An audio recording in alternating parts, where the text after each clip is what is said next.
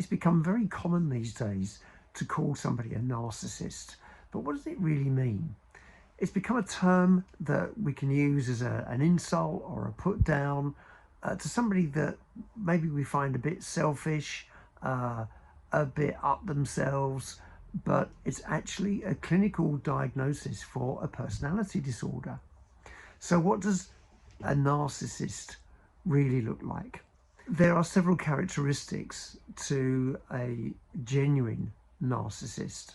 One of them is the not inability to empathize. Narcissists can empathize when they want to.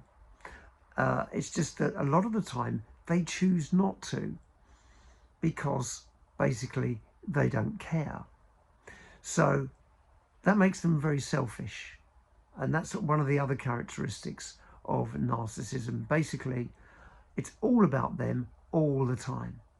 Now, they won't necessarily appear that way because a narcissist has learned that to go around just demanding what you want all the time doesn't necessarily work. It doesn't get you what you want all the time.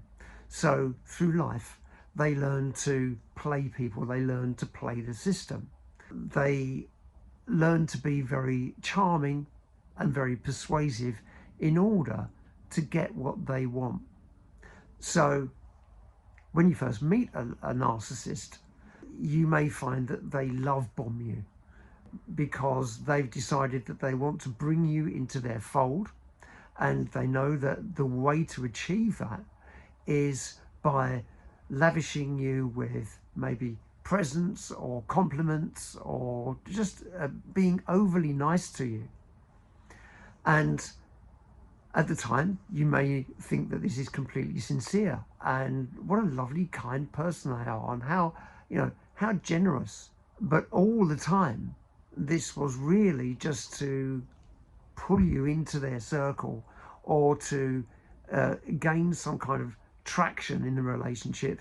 And once they have you where they want you, once they get you under their control or under their influence, that's when the game playing begins. That's when you find that they're not as nice as you thought they were, and actually they start to nitpick at you. They start to turn on you. You might see their rage start to come out, and that's another characteristic of narcissists, especially the grandiose narcissist, is their rage.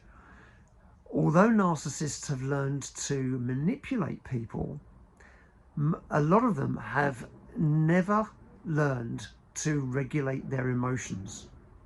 And so when they get triggered, when they feel insulted perhaps, or not being given the status that they deserve or the privilege that they feel that they deserve, that will trigger them.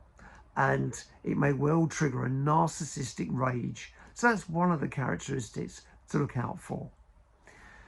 So that brings us on to the narcissistic's great sense of entitlement, that they genuinely believe that they are above other people, that they are special, and they deserve to be treated as somebody special.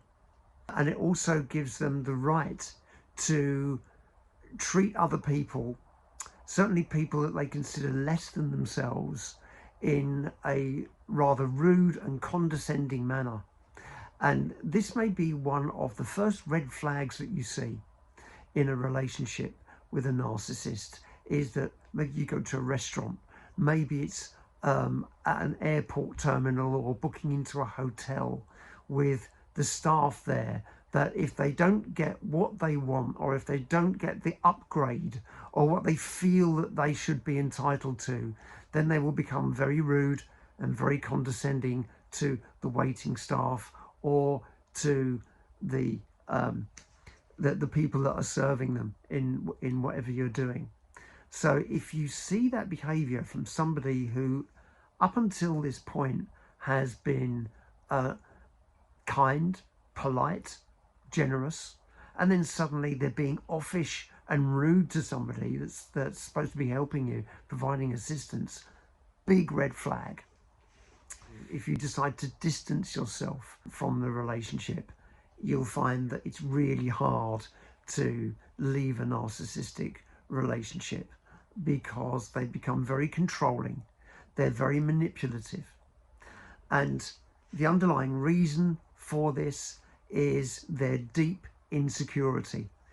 Narcissists put on a front, a huge front, which is their protection against their underlying insecurity. And with a narcissist, what you're really looking at is a child in an adult's body. Hence the insecurity, the inability to regulate their own behavior, that they'll have tantrums or meltdowns like a toddler, their propensity to manipulate and control to get the things that they want, and their complete and utter selfishness. Not saying that narcissists can't be generous. As I've said, they can be very generous. They can come across as very, very caring, but that's because they know how to get what they want. They know how to play people. And really, with a narcissist, all the time, it's all about them. It's all about what they want. And so ultimately, it's always going to be a very toxic and very one-way relationship. So that's what we mean by a narcissist. Now, being in a relationship with a narcissist can be exhausting. In fact, it usually becomes exhausting once the honeymoon period is over. And you may well want to get away from this relationship. Well, it's not easy. It's quite often hard. It's quite often tough. It's quite often a battle. And people need support when they go through these breakups. Now, if that describes you, if you've been in a narcissistic relationship, or if you've had a narcissistic parent, if you've been caught up with a narcissistic friend, boss, or work colleague, all of these situations can be really, really difficult. If you need help, whether you're in the London area or in Essex, then I can see you one-to-one. Or if you're anywhere else in the world, I'm available online. Just give me a call or contact me via the contact details shown at the end of this video, and I'm more than happy to help you deal with all of the consequences, all of the outfall from this toxic relationship. Take care, and hopefully I'll see you soon.